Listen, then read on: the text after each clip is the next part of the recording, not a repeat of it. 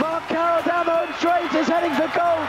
That is an absolutely astonishing run from Mark Carroll.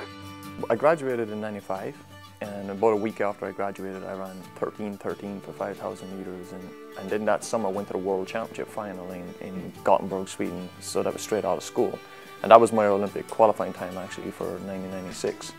And then in '96 I was in even better shape, and I was hoping to run around 13 minutes for 5,000 meters.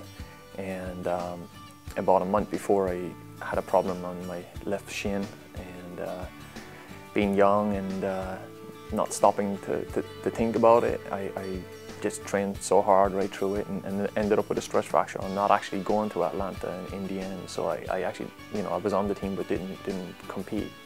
And then I ended up actually going to my first Olympics in Sydney. It was great, and in the 2 months prior to that, I had some of the best performances that I ever had in my career.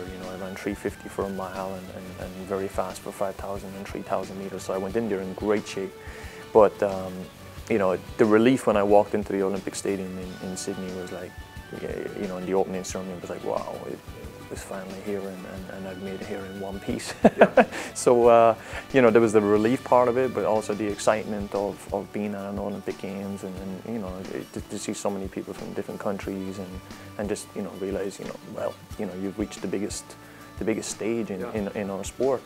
I tell the guys and girls on the team all the time, it's not to make the mistakes that I made. When I was young and impulsive, I really thought I had to run myself into the ground every day. Yes, you got to train hard, but you got to train smart, and you got to train hard at the right times. It can't be every day. So what I'm trying to do is pass on to the guys and girls here that there's a structure and there's a plan to the training. You have a goal.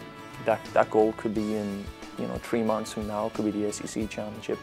You need to work back from that goal. There needs to be phases in the training. You need to understand what type of workouts are in those phases and why you do those workouts. And that's what I'm trying to pass on. Really, it's not just about me showing up every day and saying this is what we're doing today. It's actually having the guys and girls on the team learning, and I'm passing along to them what Jimmy taught me. And hopefully they'll leave Auburn in 4 years or however long they're here, and they'll be able to pass on some of that information to maybe young kids that they'll end up coaching themselves.